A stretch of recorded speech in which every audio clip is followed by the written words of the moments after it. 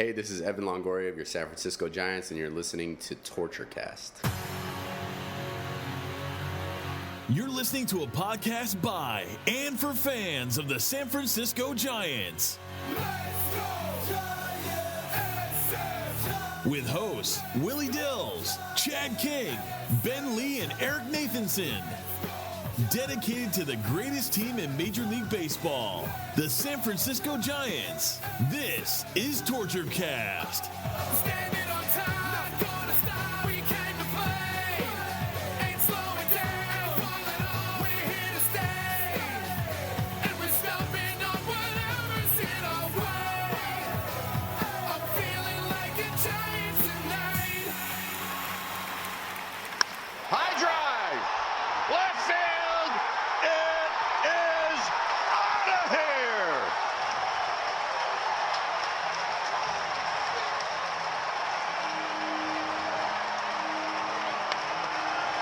Like you said, he had to come in. Pilar drives one to left center field. He hit that one well. Is it another one? Yes, it is. Kevin Pilar's home run tear continues. 3-0 Giants. On the ground.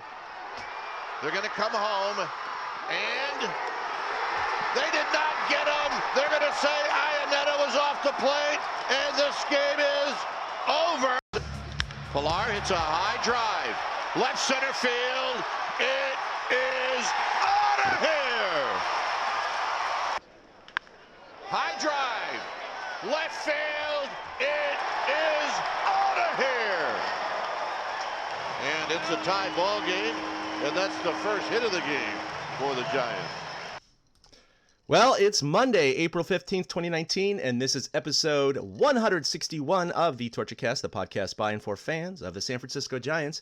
I'm your host, Chad King, and you just heard a bunch of wonderful highlights, mostly Kevin Pilar hitting a lot of home runs this week, and a little Kratz walk-off fielder's choice nestled in there, but we had a good week, and I'm here with Eric Nathanson to talk about finally a winning week of Giants baseball. How you doing, Eric? I'm doing well. I'm ready to put the new name on the podcast and call this the Pilarcast and ride the wave that is the bolt of lightning Kevin Pilar has been for this team. It's nice. The Giants had a winning week, so it was good to watch Giants baseball this week. It was a lot more enjoyable than it had been for the first week and a half of the season. So I'm sensing that Kevin Pilar so far is probably an upgrade from a Connor Joe or Michael Reed. I mean, it's working out. You say, like, Farhan went for Joe and Reed to start, but I think this Austin Pilar upgrade, I think, is an upgrade. I mean, it's amazing what Pilar has been able to do. He seems to just ignite the offense. Yeah, it's been a great week of Giants baseball relative to what it was. And here we're talking about a week of 4-3. It wasn't like an unbelievable week, right? It wasn't 5-2 or 6-1 or 7-0. But I mean, hey, we'll take any winning week right now with Giants baseball, especially where they were. So we'll take it. And Kevin Pilar was definitely, boy, if they did not have him, the Giants would have lost probably 5 of the 7 games, but easily, I'd say. And they lost the one he hit the grand slam in. Yeah, that was the one swing of the bat that had the most impact. They lost. Yeah, well, I mean, let's go ahead and talk about the week. That was we'll start with that one. That was an interesting game because it was a Madison Bumgarner start, and he's looked pretty good at the beginning of the year, and here he is staked to a 5-0 lead. And to be honest, I was kind of thinking myself, even though Giants are eternal pessimists, it seems like, with torture baseball, but with Mad Bum on the hill and a 5-0 lead and all that momentum going, it was like, oh, this game's over. This game's over. And, you know, Bum let him kind of sneak back in a walk and a bomb, and then it just kind of trickled out from there, and they ended up losing that game with 6 unanswered runs. From the Padres, so that was unfortunate. That was a game definitely the Giants should have won. Overall, statistically, their pitching has been stellar, so it's not more than just a blip on the radar. But it was disappointing because those are the games that the Giants need to win. They're going to squeak out a bunch of these 2-1, 3-2 wins, but when you're staked to a 5-run lead with that pitching staff, that's when you got to step on their throat, and they didn't do that. No, they didn't have a chance to either, and credit goes to the Padres. Like I talked about it on the preview show, and we've seen them 7 times now this season. They're a good team, and both Myers and Tatis Jr. were able to tag Bumgarner. And it was funny because that day we talked about how the bullpen had give up in a homer, and then Moranta comes in and gives up the homer to Franmil Reyes to put the end to the comeback for the Padres. So it did kind of come out of nowhere, but the pessimist Giants fan was like, all right, this makes sense. It's just usually it's the Dodgers that are doing that. Like, there's times I remember them jumping out to like 4-0 leads against LA, and they lose the game like 6-4 or 7-4 or something like that because that offense can explode. So that's what happened to them. But the next night, the Giants put together like probably their most impressive victory of the season by scoring 7 runs, 6 of them in the second inning. It was the first time they'd scored in the first 3 innings all season, and they put up a 6 spot in the second off of Padres starter Lucchesi in the second game. It was good to see the offense come through. And again, Pilar right there in the middle of it. The guy hit a double with the bases loaded, cleared the bases, kept that inning going.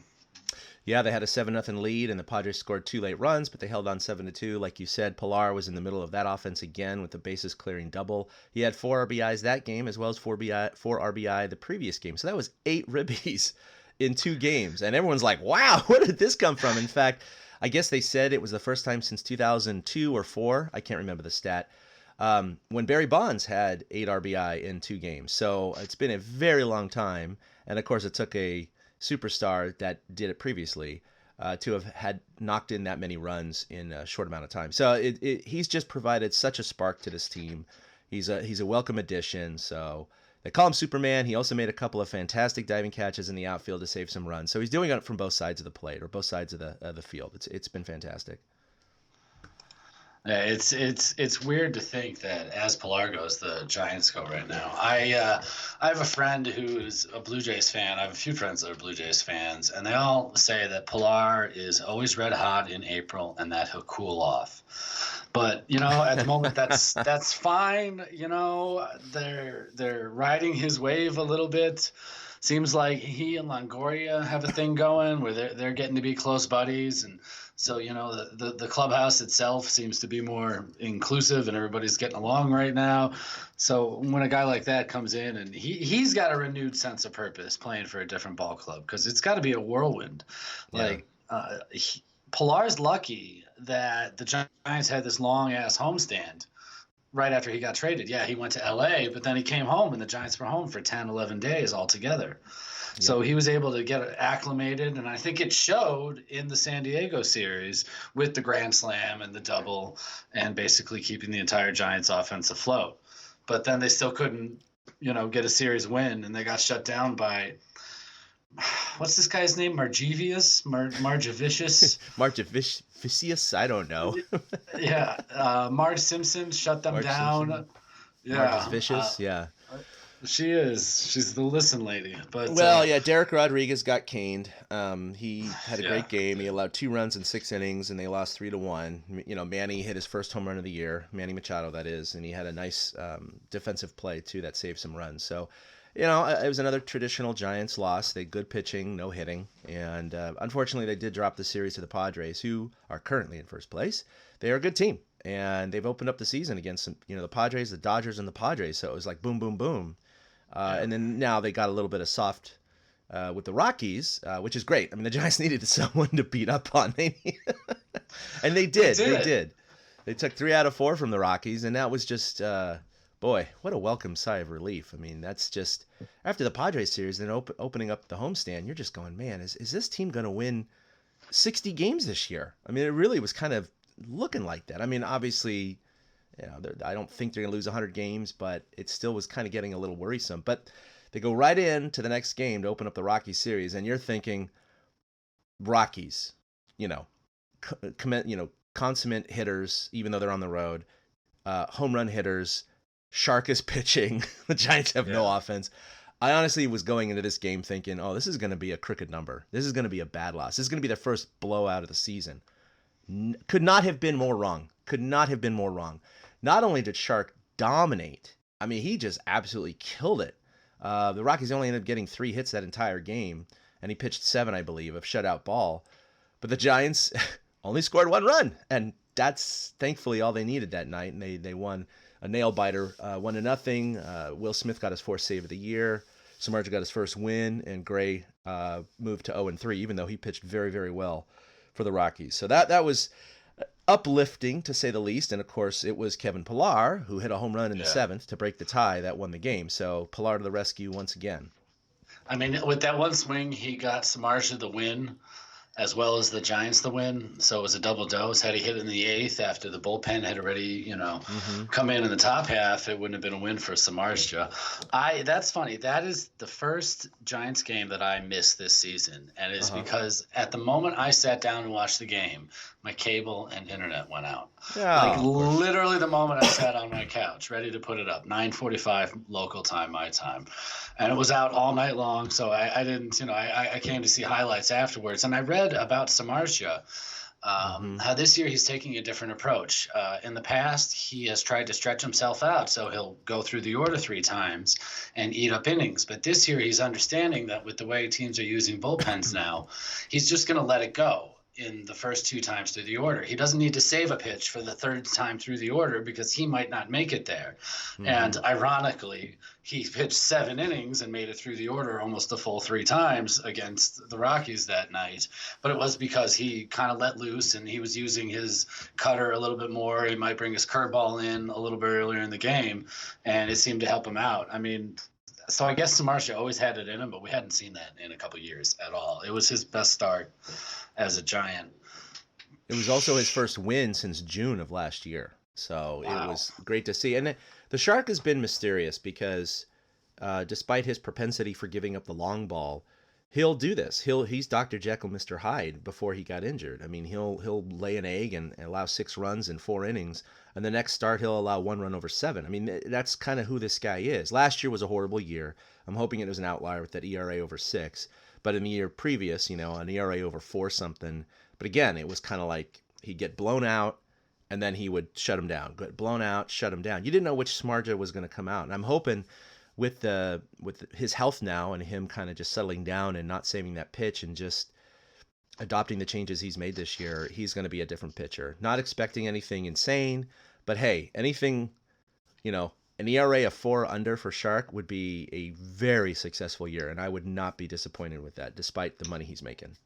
I mean, you've talked to the man. He is smart. Now, if he can take those smarts and use them to adjust as he gets older and be a better pitcher, more power to him. That's kind of, I think, what the Giants were hoping for when they signed him. And they don't need better than a 500 pitcher at this point out of him. No, he's a 3 or 4 starter. What's interesting is that his velocity is down about 3 miles an hour right now on average. And so a lot of people were kind of concerned about it. But when you look at his control is precision right now. And so I think he's letting a little off the gas and he's caring more about where he's placing the ball, which of course we know is 90% of pitching anyway. It's location, location, location, just like real estate. I mean, Greg Maddux is a prime example of that. He didn't throw the ball hard at all, but he was a magician. He would just dance all over the strike zone and nail exactly where he wanted to go and keep you off speed and throw a curveball, then the changeup, then the fastball, sneak it in, at 89 miles an hour and get you looking. So that's the way I think Shark has to evolve, because he does have the arm to throw 97, but he's consistently throwing 93, 94, to maybe topping out at 95. So he's dropped a little bit, but man, I was watching that game, and to see where, I can't remember if it was Kratz or Posey catching, but where he was setting up, he was nailing the target most of the time. I mean, he really was consistent, and that's what's great, because when he's giving up those home runs, that's exactly what happens. They put the catcher puts his target out, and it just leaks back in over the plate, high middle, and it just gets tanked. So it really is location. All these guys can hit 97 mile an hour fastballs. That's not the question. The question is, can you hit something that's dancing around the zone and keeping you off balance? And so he looks really, really good so far. Really happy about that. Maybe Shark will have a little bit of a renaissance, I guess you could say. They won that game 1-0. Sorry, I'm going through the schedule here. Next game, they pulled off. They won the first 3 against the Rockies. The next game was a 3-2 win, another squeaker. So the first 2 games, even though they took 18-inning game, 3 out of 4, the first 2 games were squeakers. A 1-0 win and then an 18-inning win. So it's not like everyone's happy about the Giants, and I'm happy about the Giants winning 3 out of 4 against the Rockies. That's great, but it's not like they just dominated the Rockies. A 3-1 series win looks like domination, but when you kind of tease out each game, the Rockies easily could have taken 3 out of 4. They could have won that first game. That was a 1-0 Giants win. They easily could have won the extra inning game. and that just swings the series back in their favor. So this is the way the Giants are going to live all year, and that's why it's living on this edge of a blade is going to be torture again. It's just going to be really, really hard with the excellent pitching and no offense. You're going to get these low-scoring games that will take that timely hit, will take Moranta coming in and striking out 3 in a row with runners on base. That's what it's going to take to be successful at any level in this season for the Giants. They're just playing with, not a lot of weapons. No, and that's why I've always said that they literally are shaking out exactly how I think they are. They're a competitive bunch with some talent, and you mentioned close games. Their biggest win was the 7-2 margin over the Padres on Tuesday, 5 runs. Their biggest loss, surprisingly, was yesterday when they got shut out 4-0 by the Rockies. Yeah, that's their biggest loss of the year. Exactly. Every other loss has been within 2-3 runs, so they're hanging in there, and they are that one hit away. But that's why if they're evenly matched, that one hit might not come until like the 18th inning. And I mean, that 18th inning game, I'll admit personally, I didn't stay up for the entire thing. I did fall asleep with a tablet in my bed playing the game, and it was about the 13th inning, but I couldn't make it. But that game that had everything. There was a balk called on Drew Pomeranz early that ended up giving the Rockies a run on a play by Brandon Belt. Go ahead. Mm-hmm. And no, it was a bullshit call too. I mean, the ball, it was a phantom balk, but what are you going to do? Well, I really think it was a balk. Well, you did go to umpiring school. No, that's good. Yeah, actually, I'm not trying it'd be to good to play hear your that Trump. perspective. Yeah, I'm not trying to play that trump card. I'm not trying to tell fans they're wrong. But as I saw it as an umpire, because I'll be honest with you, no matter what game I'm watching, when there's a close play, when something happens, I zoom in, I focus, I try to make the call at the same time. I don't get excited and go, oh no, what's going to happen? Usually I have an opinion right away. But with the Pomeranz balk, every other time there was base runners on and he came down to the set position, he stopped and he paused. He didn't just slightly change direction for one brief second like Kruko was trying to sell.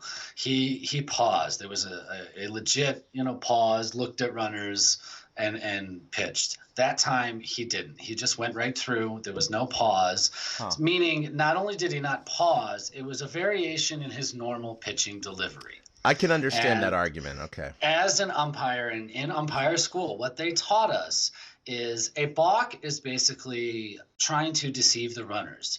So what you're looking for is a pitcher to do something out of his normal delivery, out of his normal stretch set position. And in that instance, Drew Pomeranz did something different than he normally does. And the second base umpire, I don't know who made the call, he saw it, picked up on it, and made the call. He doesn't know when he calls balk as the pitch is being delivered that the guy's going to pop out to Brandon Belt. He has already called balk before that ball reaches the plate. So it's not like the umpires in that moment said, oh, wait a second, he balked and came back and talked about it. But to me, as an umpire, as somebody who trained, that's why they called it, because he did something different than he normally does. And that's why I totally understand them doing that, because it was done out of deception. Okay, I can understand that argument and that point of view. So basically what you're saying is that his normal pause is longer. And so even though that delivery, technically there was a momentary pause, it was so much quicker than his normal delivery. That's where the interpretation of deception comes in, and therefore the balk call.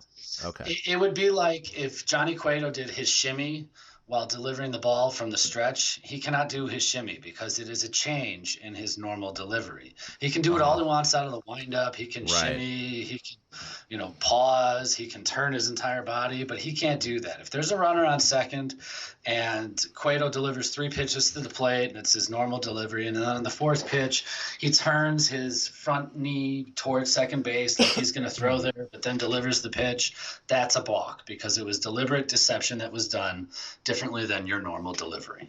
I got you. Okay, I'll buy it from the umpire here in the room.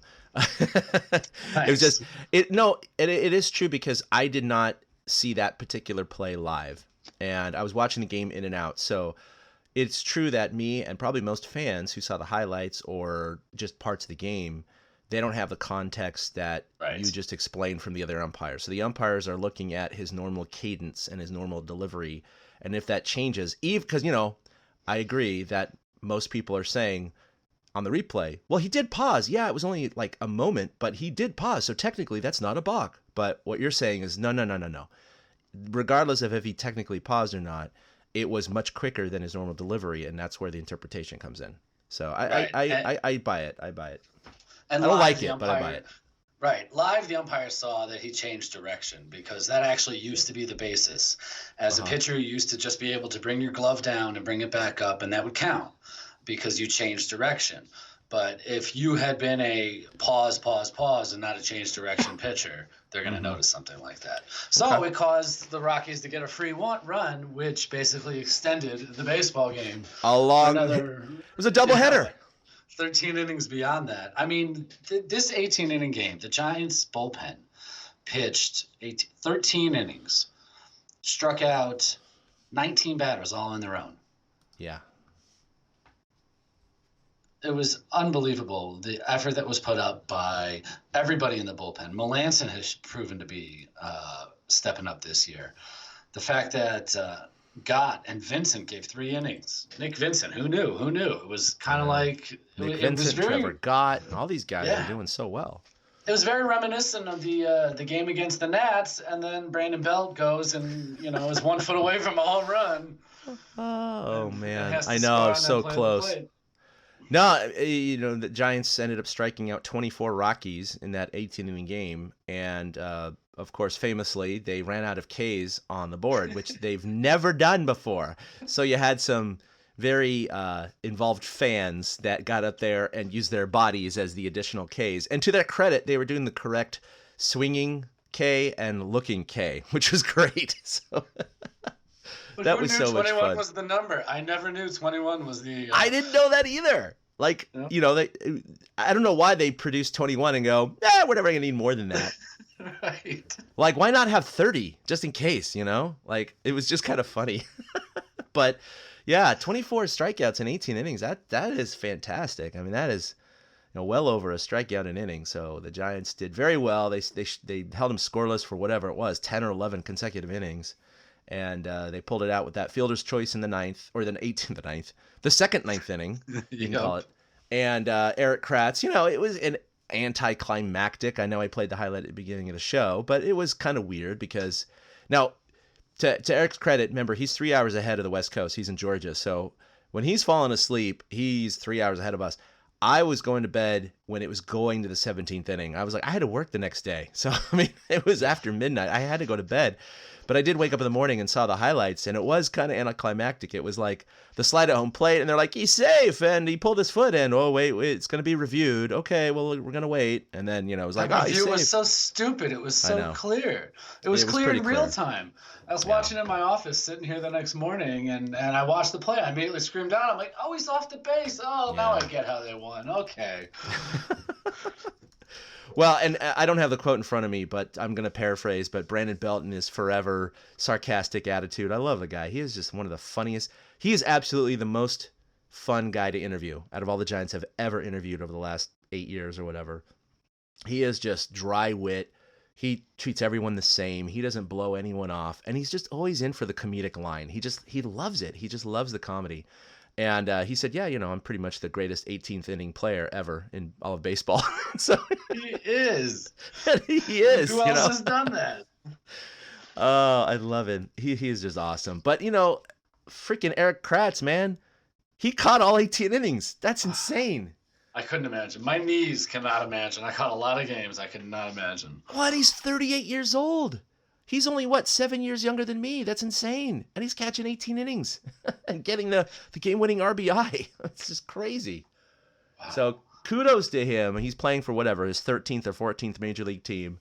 He's a journeyman. He knows his career is about to end, and he's just squeezing every little drop that he can out of this ride. And all 18 innings. I love it. Yeah, he's going to look back on this. And they were asking him, have you ever caught 18 innings before? Did you see that recall clip? Oh, my gosh. I wish I should have had it brought up.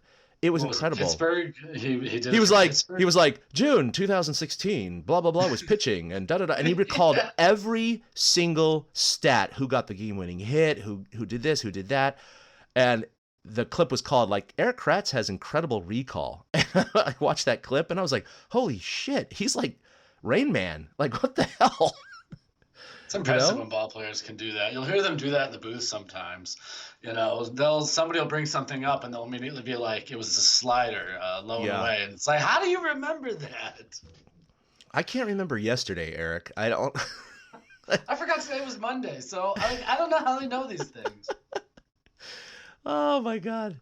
So awesome. So that was a fantastic win. And then the next day, Bumgarner finally got his first win of the year, a 5-2 victory over the Rockies, winning the first 3 of the series.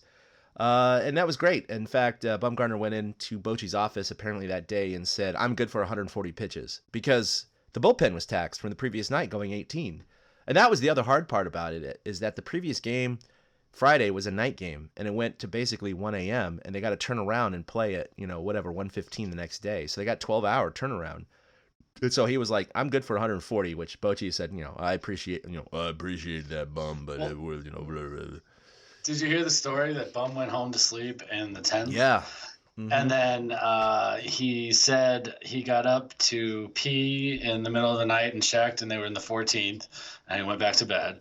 And then he got up again at like 4 in the morning to pee again, I guess. Bum's old like us. Wow. And got a prostate issue. Right? And he's checked. I mean, some nights I can make it through, Bum, and I'm like 10 years older than you. And then he checked and saw that they won, so he went back to sleep for a little longer. But yeah, apparently he went and slept, and he was also angry at himself that he couldn't pitch more than to one batter in the 8th inning. He wanted to go at least 8 innings. Yeah. Now he allowed 2 runs through 7+. It was a good win. The Giants added 2 in the bottom of the 8th for insurance. Sam Dyson came in because of the tired bullpen, got his first save of the year, no problem. They won 5-2, and at that point, before yesterday's game, the Giants, who when we were lamenting after the the San Diego series, they were 4-9. And I mean, that's a really bad record. But suddenly they're 7-9, and they're 1 game back of the Dodgers, who had lost 6 in a row. And I'm sitting there going, wait, what? Like, I haven't been keeping tabs on the Dodgers, and to realize they got swept by the Cardinals and lost the first 2 games of the next series. And suddenly the Giants are 1 game back of the Dodgers. I was like, wow, this is fantastic. It separated a little bit yesterday because the Giants went in and laid an egg yesterday and almost got no hit if it wasn't for a Longoria bouncer through the 5.5 hole. Did you see Nolan Arenado, how pissed he was for missing that? He didn't miss it. It was like a foot away from his like a foot away from his glove. It was like, dude, no one could have gotten that. I mean, it was Kareem was not getting that. It was a perfectly placed ball. It was fairly well hit, but on the ground, and it just got through the 5.5 hole. But I just as a baseball fan, I really respect what his reaction was, because he's there for not only the team, and he had a 3-run home run earlier, which gave him that 4-0 lead. So he was kind of one-man show. But to miss that ball, even though there's no one in the planet that could have gotten that from his position, but to see him slam his glove down and yell some obscenities was pretty cool to see, because it's kind of like, man, he really tried for his pitcher. I mean, he gave it his all, and he was like, damn it. You're not going to see that on a normal ground ball. He's going to dive and miss it and go, it's a base hit. But, this time it was a difference between a no-hitter and a one-hitter. And he was bummed about it, but obviously as a Giants fan, we're all very happy about it. We didn't want to talk about a no-hitter because their offense is already so poor. That was so bad. It's funny. You mentioned that. I remember Yasmiro Petit, when he was perfect gaming the Diamondbacks into the 9th, and then the ball dropped right in front of Hunter. Hunter's reaction, very similar. Really wanted it for his guy. I think Nolan hadn't felt like part of the team this year because he hadn't contributed a lot offensively. Like, that was his first home run yesterday. That was the first home run of the year. Yeah, so it was one of those days where he finally felt like, all right, I'm back, and so he felt like he should have made every play, but I mean, there was nothing they could do about that, and thank goodness for Longoria. The Giants still have not been no hit in. Let me get this right. The Giants have still not been no hit in Pac Bell, SBC, AT&T, Oracle Park history. That's right. If I recall, they were no hit in Cincinnati in like 2013 or something, right? Yeah, Homer Bailey. Something like that. Yeah, that's right, Homer Bailey. Like, what the hell, Homer Bailey? Right. Marquez, so I mean, come on. Well, he was sporting an 0-3 record and a 6.6 ERA coming into this game, so he didn't exactly look like the prime candidate for a no-hitter. But no, he reduced his ERA significantly going the distance there. But they lost 4-0. It was a game that finally you could say it wasn't just one pitch or one hit or one play that made the difference. They were crushed. They just were. I mean, like you said, 4 runs was the biggest deficit, the biggest loss they've had all year. But 4 runs still, for their biggest loss in 17 games, isn't too bad. So I'll hang with that. So the Giants had a great week for us anyway, and for them going 4-3 overall. They have a 7-10 record. They are 4th place in the NL West, 4 games back of San Diego. So yeah, let's talk about some more of the specifics stat-wise. Pilar has been incredible. He's got 13 RBI on the season. No one's even close to him for that. But he's still hitting 155 on the season, Eric. It's a little weird. Like, everyone's praising this guy, and I am too. And he's won single-handedly several games for the Giants. So he's picking the right spots to get the big hits. But overall, he's not exactly a hitting machine right now. But we'll take whatever we can get. We'll take a guy who hits 155 with a bunch of bombs. I do suspect things are going to balance out. He's going to hit for far less power. He's not known for being a power hitter. And his average is going to climb up. So, hopefully it'll kind of even out and he'll be more of a normal player. But it's been a little bit of a weird week for this guy.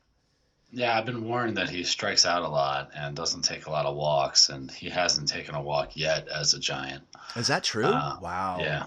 I didn't realize it's not. And that, I think, is, contributes to batting average being so low. But, I mean, to lead the team in homers and RBIs after joining them, kind of – I mean, I know it feels like it was in season, but now that they've played 17 games, he really only missed the first 4 games in San Diego. Yeah. So he's got a pretty decent sample size going for himself with the Giants. Mm-hmm. And it is concerning, though, that their best bat, quote unquote, is doing that.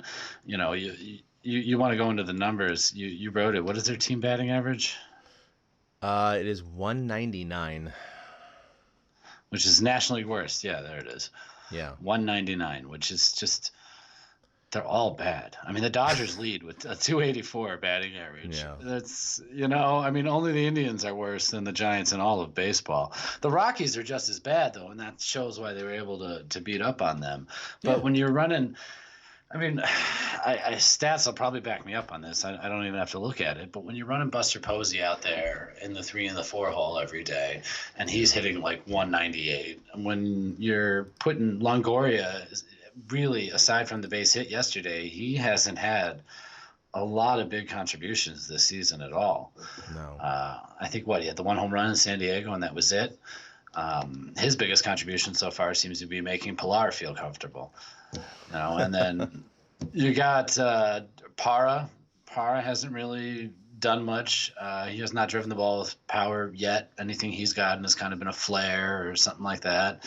Like, the whole team's just not hitting, which is why they are winning 1-0, 3-2, like you said. And 7-2 victory the other night. That might be their biggest blowout for like another month. That was amazing. It might but be. None of them are hitting. Yeah, none of them are hitting at all. Joe Panic seems to be the only one making consistent contact with the ball.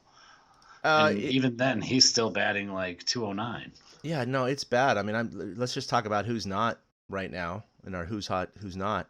Yeah, Solarte for the last week is 1 for his last 18. Crawford in the last week, 3 for 23. That's a 130 clip. Parra, 167. Duggar, 185. Like you mentioned, the Giants are now at an NL worst 199 and lowest in runs per game at 2.76 and lowest in home runs with 10, which, by the way, is the same total as a single player, Kris Davis from the A's. I mean, a whole freaking team has hit as many home runs as one individual on the A's. This is not good, man. If you look through their stats right now, and this is year to date, not even just the last 7, the only guys hitting over 300 are Austin, who's 3 for 9, which is like, okay, and Madison Bumgarner, who's also 3 for 9 with a home run and 2 RBI. Below that, you got Sandoval, 292, and then it drops off. Like, wow, just cliff. It's a huge cliff. So after Sandoval, who's been pulling his weight, didn't mean a bad pun there. The next highest is Crawford at 228. Duggar 224, Belt 218, Posey 213, Panic 209, and then the entire rest of the team, everyone else is below 200. Every single player. I mean, this is bad, dude. I mean, this is like, I know the team is not going to hit 199 for the year, so I guess we can look at that as a positive in that they can only get better because no team in history, as far as I know, has ever hit 199 or below 200 for a year. But holy shit, I mean, this is really bad. This is really bad. Now, if they do come back around in terms of hitting, hopefully their pitching also doesn't take a complete dump, because transitioning into who's hot right now, my God, the Giants team pitching, fantastic. Second in the National League with a 2.75 ERA and whip at 1.06 and batting average against at 221. The relievers are even better. They're pulling most of the weight in terms of the stats. They lead all of baseball with a 1.77 ERA. And the next closest National League team is pretty close to double that. Oh, wow. 3.14. I mean, think about that. That is absolutely incredible. There's some AL teams in there that are like in the low twos, but as far as the NL, the Giants have like a 1.4 lead on the next closest team. So, I mean, their relievers have been absolutely hands down just incredible. And so my point is, even if the Giants hitting gets better, which it should statistically because of the swings of the baseball season, of course their pitching is not going to have a 1.77 reliever ERA for the year. That's not going to happen. Why not? So, well, I mean, that might be the best ever in Major League history. Well, I'm just saying, their bullpen's been pretty darn good. It's been incredible. It really has been incredible. So, what are you going to do? I mean, yeah, as far as who's hot, I mean, we talked about Pilar with 4 home runs and 12 RBI. Did you know that for the last week, because he had all 12 RBI in this past week, this past 7 games, no one on the team has had more than 1 RBI. Not one. That's like, what? And they won 4 of 7 games. I know. That's why it totally magnifies Pilar's contributions. He had 12. No one else had 2. Everyone else had 1 or 0. This team should be 5 and 12, not 7 and 10. Clearly. Yeah, no, this team has gotten a few extra wins. Obviously, with the whole expected win-loss, they added that column, by the way, in MLB.com. It's pretty interesting, their expected win-loss, or their expected record. The Giants' expected record is actually 7 and 10 right now. But, of course, that's with the contributions of Pilar. That just has to do with run differential, which the Giants are now -8 for the year. Which is whatever. That isn't too bad. They play a lot of low-scoring games. There's some teams that are like, the Marlins, I think, are like -30 something in run differential. So the Giants are 7 and 10, and they only have been outscored by 8 runs cumulatively. So that's not too bad. I mean, again, that's what makes it amazing, though, that they are able to stay competitive even though nobody is consistently hitting the ball. Yeah. They, aside from that 6-run second inning against San Diego. That was a lot of S's, Susie, seashore, seashells. Aside from that, they really haven't exploded and put together an inning where, the carousel just keeps spinning and guys just keep going around the bases. Yeah. And even that felt aided. I know Pilar got a double on that, but I really thought Renfroe could have played that better in left field. But they do take advantage of opportunities and they don't give other teams opportunities. Their fielding's been excellent. Having Duggar and Pilar running around in right and center field has been phenomenal. And then you throw Parra in there. I mean, every time the ball goes up in the air, these Giants pitchers must think, oh, okay, good, that's an out. Yeah. Because Duggar's running. He ran one down yesterday where he had to come all the way from right center field, and he caught it by the right field line. He's getting great jumps on the ball. Pilar is Superman for a reason. He made a nice diving catch the other day as well as tracking down balls. Like, these Giants pitchers, they must love it. See, whenever a ball goes in the air, especially when you're playing at home in San Francisco. It's just a matter of how all this all translate when they go on the road. Because if the Giants want to stay competitive, they're going to have to, put together some 500 road trips, and they got 8 games coming up on the road now, so they got to go at least 4 and 4 if they want to stay relevant.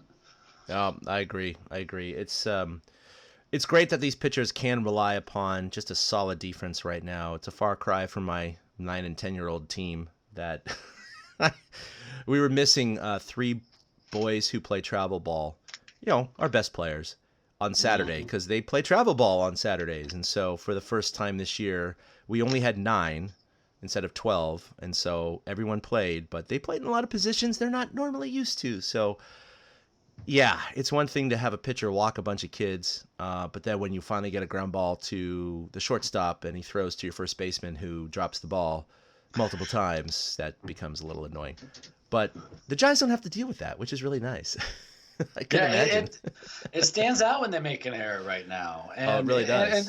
And it's good to see because a team that's struggling could, screw up other fundamentals. But Bochy seems to have a wrangle on things. And the fact that Zaidi went out and got Pilar and even Austin, even though he hurt his arm playing left field because he hadn't thrown the ball that much lately. That was kind of ridiculous to me. But I actually think they were decent additions. And I think if Austin's in the lineup more against lefties, he'll get his hits in. He seemed to put together good at-bats. He worked some counts. He got a walk here and there to help keep rallies going. He was in the middle of one of the rallies during the Padres series. So, with the addition of that, hopefully they can start, when those bats come around, if those bats come around. So you have a little note here talking about a bit of an anniversary that you have today. Why don't you Well, I thought it was it was funny because it popped up on my Facebook memory thing. 6 years ago, I got an email from Willie Dills inviting me on as a guest to TortureCast after a post I had written on 2outhits.com called Right Team, Wrong City. And it was all about how I grew up as a Giants fan in the Chicagoland area. And it piqued Willie's interest. So he's like, all right, let's get in touch with this guy, see if he really knows, his Giants baseball. And brought me on my first episode as a guest. And actually, Willie did a quiz between Chad, you, and I to see who knew Giants history better. And I think the only question I got caught up on was when Dravecky, who were they facing when Dravecki's arm happened? And I think that was the only one I couldn't remember of all of them. And you guys accepted me. So I just want to say thanks to Willie, who's obviously not here, but thanks to you, too, for always, welcoming me and letting me stick around even, after being a guest. And, it's a good thing that the listeners haven't written in saying, get that guy off the podcast yet. So I'm just happy that 6 years ago an email popped up in my inbox from Willie Dills. And the rest, as you say, is history because I love being able to talk Giants baseball every week. Yeah, I just think it's funny because, when Willie and Ben had invited me to be on the show, too, I had a similar experience as you. In fact, I was just looking because I saw that note in the show notes, and I actually had marked this down in my calendar, so I just looked it up. The very first TortureCast podcast was June 12th of 2011. The first segment I ever did for TortureCast, which was called Out of Left Field, which was like a short little 2-minute segment they would put in the middle or end of the show, which would talk about some statistical oddities for the Giants, aired on July 17th of 2011. So shortly after they started the podcast, because I found him because Willie did a lot of gaming stuff that I was involved with. And then they invited me to be a guest on August 16th of 2011. So it was like 1 month after each event, kind of went from segment to like co-host or whatever. So yeah, this year will mark my, technically this is my 9th season on the pod. Oh my God, that's a lot. This is my 9th season. And granted, the first season was at the end of the season, but this is my 9th season, 8th full season being on the podcast. But it was 3 guys from the Bay Area. And then you come along and I'm like, he's in Florida. What the hell? Like, it was hard to comprehend you were a Giants fan. But then, of course, meeting you when you came out and understanding your history. You're just such a well-versed Giants fan, and you have just such family connections with your father and everything. And it's just been, great having you aboard. And obviously with Willie, I know at the beginning of the show, we have a little stinger with Ben and Willie's name still on it. They're still always going to be a part of the show, and they're always welcome back. It's something that they started that you and I kind of glommed onto and were invited to, and we're running the show right now, which is true. But it's not to say that they're never going to be involved again. Willie's always going to be on a show or 2 a year. Ben maybe as well, but I just want to personally thank those guys for starting the podcast and inviting you and I on, because that's what it's kind of turned into now. And it's something that, is fun for me. And, I did a parenting podcast for about 4 or 5 years. I did a gaming podcast. I've done other things, but nothing's lasted as long as this. This is the one thing that hasn't pod faded, because Pod faded. I've always been a Giants fan, and this is fun for me. So anyway, I'm glad you kind of share the same, sentiment. And it's a little bit of work and some time, but it really isn't. It's not a 40-hour a week job. So we're having fun. They liked you better, man. They brought you a month and then a month. For me, I was on in April, and then I wasn't on again until I went to San Francisco in August. And then they finally met you. They had to meet you, man. That's true. And then I became a recurring guest, and then really joined after the 14 playoffs. I was there for the 14 run on every single episode, but I was still a guest. And then I fully joined the program after that run because, I'm obviously the good luck charm because they've won so many titles since then. Clearly. And speaking of which, we'll have some guests on this year. I've already been in touch with a few people that I will reserve their names for right now until they're confirmed because I don't want to, say this person's going to be on and then they bail. But so, yeah, we're going to mix it up this year. But I'm having a lot of fun. And, look, the Giants aren't going to be good this year. I think we all know that. But there is a little bit of a sense of a lowering of stress in a way because those championship years, which were more than fantastic, and I really wish they could do that every year. And Bochy said he wants one more shot for his final year. But the reality is it's, I used to get pretty upset when the Giants lost. Now it's kind of like, oh, they lost. Okay, well, moving on. And I can enjoy more of the idiosyncrasies of the game and the little storylines and the interstitial development of players and the little, tiny bits and minutia of the game. So it's a different way of experiencing the game. We're used to the Giants winning. So it's a little bit different in the last couple of years. But, every team goes through these ups and downs, and we never want to be the podcast that, will go away when the team is bad. That's not being a fan. So we're always going to be there. I mean, we were Giants fans through the 80s and 90s, so yeah, we've been through a lot of shit, Yeah, that's basically how I earned my street cred with you guys. Is y'all understood that I had the same pains and heartaches that you guys did. The 2002, 93, these all stick in. They still hurt to think about. Salomon Torres, oh boy, right? Why are you starting him?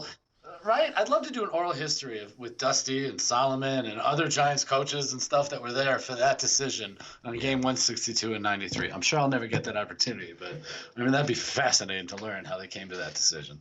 Oh, yeah, that would be a good one to bring up with Dusty as he punches you across the face.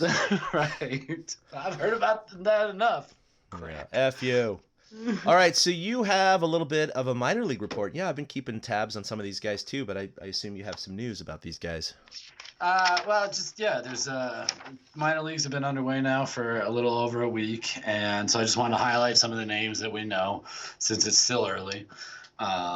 There's not really, anything to say like, oh gosh, somebody hit 20 home runs in a month, but like in AAA Sacramento, the River Cats are 6-5, and Mac is with the River Cats, and if everybody was wondering, he is 6 for 24, hitting .250 with 0 extra base hits.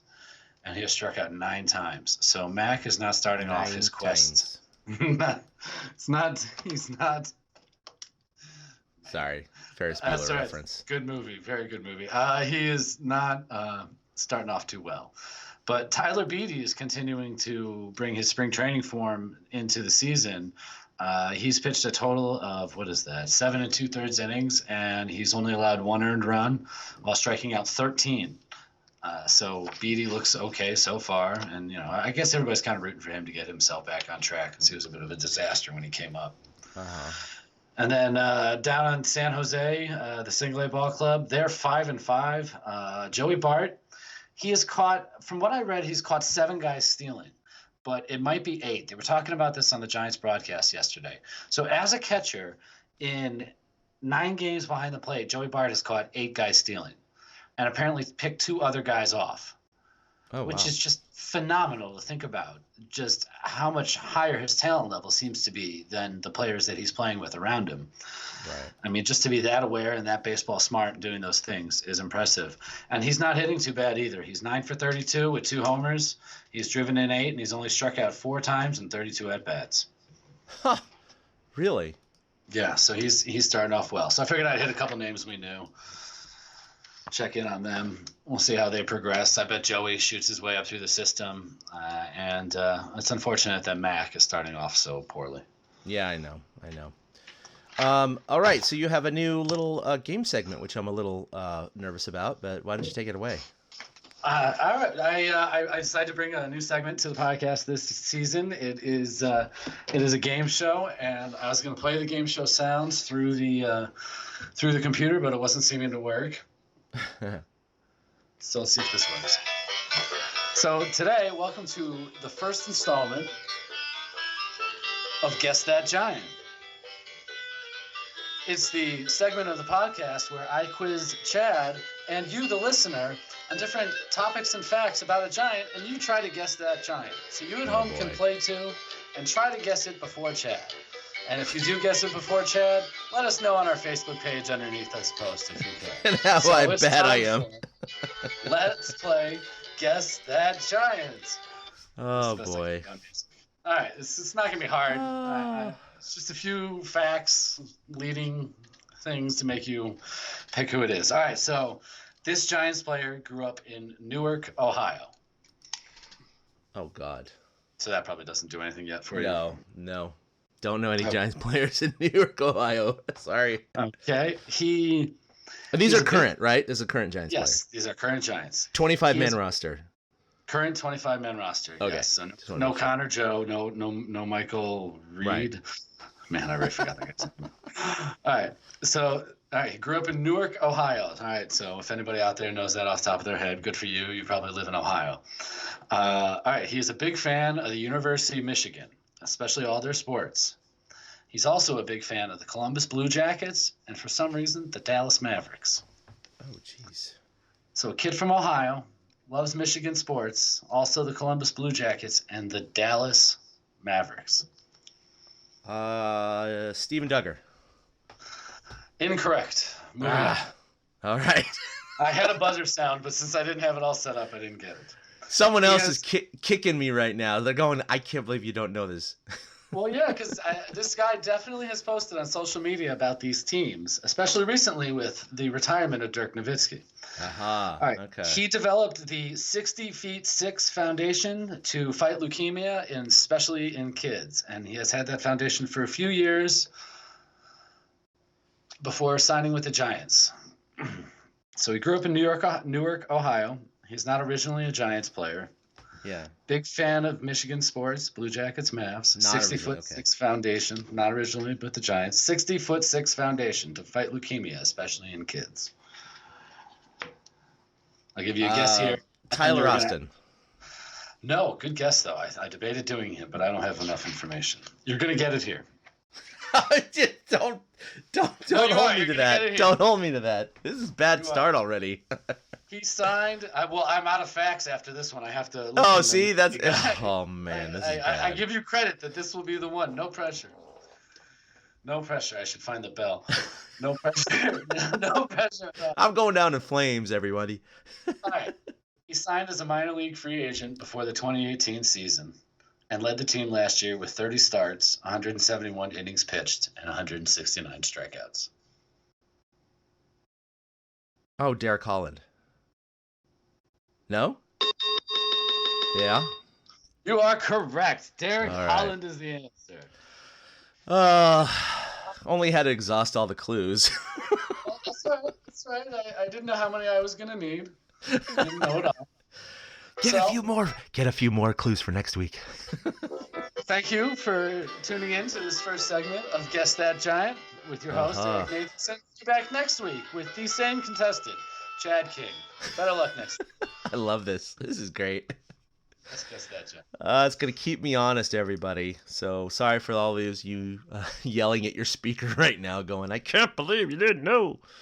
Derek Holland. I have no idea if I would have known these facts if I hadn't looked them up, if the media guy literally wasn't sitting right in front of me, if I didn't have that. So who knows if I would have known. Oh, that's great. That's great. All right, so that's going to be a weekly segment, and I love it. I'm totally in. That's good. Awesome. So if you get it quicker than Chad, feel free to heckle on our Twitter or Facebook page. Well, heckle's not the right word, but, just tell us how smart you are. Shame. All right. So, it's interesting. Today is Jackie Robinson Day, right? So the Giants aren't playing on Jackie Robinson Day. Now, apparently they are going to wear number 42 tomorrow with the Nats, so they're going to extend it. But it's just odd. Usually all the teams play on Jackie Robinson Day, as far as I recall. But it's interesting. But I guess, it's because it's a date, so it doesn't always sometimes it falls on travel days or whatever. So it's understandable. But yeah, today's a Monday, and Mondays aren't always full. Yeah, it's like Mondays and Thursdays are often travel days, so it's understandable. But they'll still wear 42 tomorrow, so that's still good. They're going to honor him. But you have another segment, This Week in Giants History. Oh, yeah, coming Wednesday. So I guess before the second game of their series in Washington. I've done 2 weeks. This Week in Giants History is back again this Wednesday. I'll be looking into the first Major League Baseball game played in California. It was on this date, April 15th, back in 1958. So it's This Week in Giants History, hence the fact that I can milk it till Wednesday. And the Giants beat the Dodgers 8-0 in the first ever Major League Baseball game, not even just in California, but on the West Coast, in the Western time zone, any of those things. So look for that on Wednesday. That'll be this week's This Week in Giants History. I did that It was a big deal. I mean, if Brooklyn and New York had not moved, then we wouldn't be Giants fans most likely. I'm just going to say that right now. I mean, I wouldn't have been a fan of the New York Giants if they had stayed there. If I was living in California, probably would have ended up an A's fan or something, right? Assuming that still would have happened. So, I was about to say, who knows if they would have come out? I mean, there's 5 teams in California now, right? 5. Yeah, the Padres were an expansion team. The Dodgers and Giants moved in '58. The A's came from Kansas City, and the Angels were another expansion team. So. But the Giants and the Dodgers were the first to play Major League Baseball on the West Coast. And that was a huge move because, this is a time in the country where air travel was common. It was becoming common. But prior to that, everything was kind of based on train and some air flights, and certainly train before that. So this really was an expansion across the entire continent and the country for baseball, and a really big moment in the sport itself. And to be honest, a moment for a lot of North American sports because of that distance that needed to be traveled to play a series. And baseball is unique because there's so many games throughout the year. It's not like football where you have a week off. You can travel, you can go train across the country or halfway across the country. Baseball, it's like you got a series of 3, you got a series of 3, you got a series of 3. And like the Giants right now, they have an off day, of course, but traveling all the way across the country to Washington, D.C. to play their East Coast trip. It's pretty amazing that, the country kind of evolved to that point where we can support the infrastructure to transport, not only 25 players, but all of the equipment and all of the staff and all of the broadcasters and just, probably a couple hundred people and all of their equipment per game, dozens and dozens and dozens of times per year times 30 teams. It's pretty astounding how much gets moved across the country throughout a baseball season. Yeah, all the time, stuff shifting from place to place. And and I'll talk about this in the piece, but part of the reason that the teams moved together was Major League Baseball wanted it set up so that teams could now take a trip out to the West Coast and hit both San Francisco and Los Angeles instead of, having to fly there multiple times during the year. Yeah. Because St. Louis was literally the farthest west Isn't that Major crazy? League Baseball was. Yeah, St. Louis. I mean, and that is much closer to the East Coast than the West Coast. So yeah. That's pretty freaking astounding. But here we are with, doing things like the Mexico series that just happened. And they're going to be, the talk is they're going to be doing special games and series in Europe in the future, kind of like the NFL has done. And who knows, 5-10 years from now, we could have a team, in Mexico or maybe even Europe. And that'll really make things a little wonky. But I think that's a little bit further down the road. We don't need expansion right now. We don't need expansion right now. One note on that, you mentioned Jackie Robinson, and it's funny that was also the 15th, and today's Jackie Robinson Day. It was during that offseason that Jackie was traded from the Dodgers to the Giants, and he refused to sign with the Giants and retired instead. Yeah, he retired instead. In fact, I was listening to a story this morning about how at the old Coliseum, the locker rooms were in center field, and they were actually right by each other. a thin drywall separated the locker rooms. And so you could hear commotion in each locker room through the wall. And the rumor has it, this is according to Kruko, and of course he wasn't there, he just heard it from people he played with. After the Dodgers and Giants played, especially when the Dodgers won, Jackie Robinson was known for yelling and screaming profanities and how they kicked the Giants' asses and all that stuff while he was standing right next to that wall to ensure that the Giants players heard him. And I'd never heard that story before. I thought that was really, really interesting. So that completely, dovetails into what you just said, which is true. He, was going to be traded to the Giants, and he said, no, F that. I'm a Dodger through and through. I'm retiring. So, I mean, that's the roots that this rivalry has. And I love that. It's really, really cool. No matter how much I hate the Dodgers, I respect his feeling and his sentiment against the Giants because, it's got to be both. It's got to be true both ways, and that's fine. So it's really, really cool. Obviously, we all love Jackie Robinson and what he did for baseball and what that meant for baseball and really civil rights in America, too. So it wasn't just baseball. Pretty amazing man. It was really cool that Major League Baseball many years ago retired his number and now have Jackie Robinson Day. So really cool stuff. Looking forward to your post about the first game on the West Coast. And by the way, did you pay your taxes? Yes, thankfully. Yeah, I lingered. I had it all done like 3 months ago, but we had such a massive tax hit from the new Trump tax bill, which I will not get political, but let's just say it's definitely not better for me and my wife than it has been in the past. So we were trying to work every angle we could, but we finally had to bite the bullet and do the online payment last night. And oh, did it hurt. Yeah, but it's very done. Very similar experience. Do your civic duty, everybody. Dragging it out, very similar. Waiting Yep. until the last second. Very similar activity. I did all the Kind work of 3 one of months those- ago. Yeah, kind of one of those. Oh yeah, did we go back to that? No, we didn't. Oh, we better do that. It's 2 days better do away.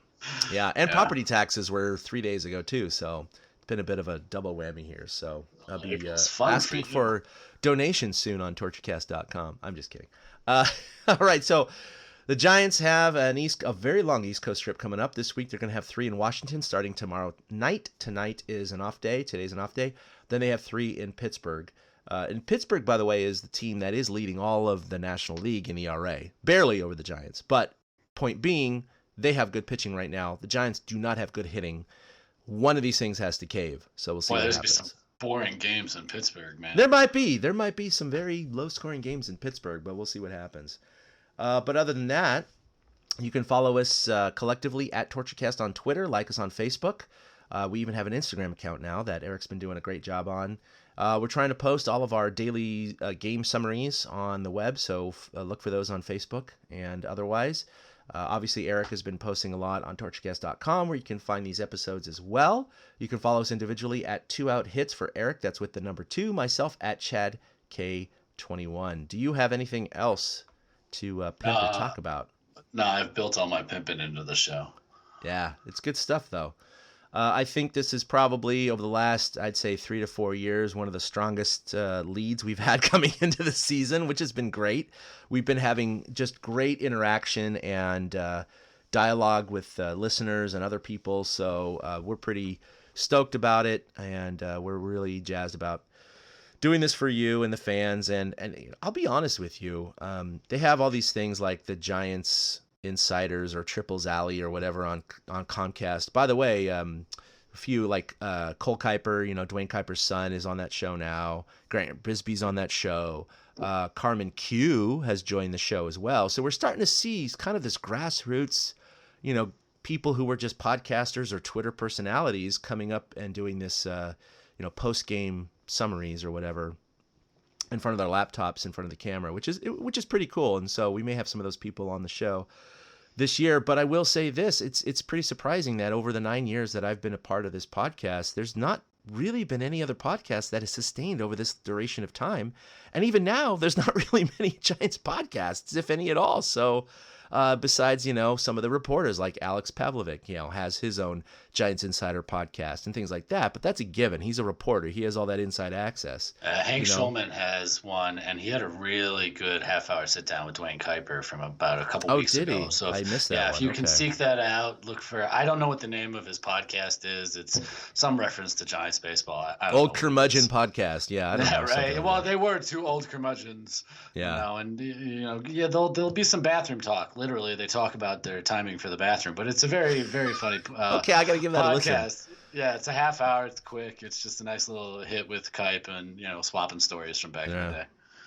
But anyway, hopefully, we still entertain from a fan's perspective, and I'll definitely be attending some games again this year. We'll bring those to you.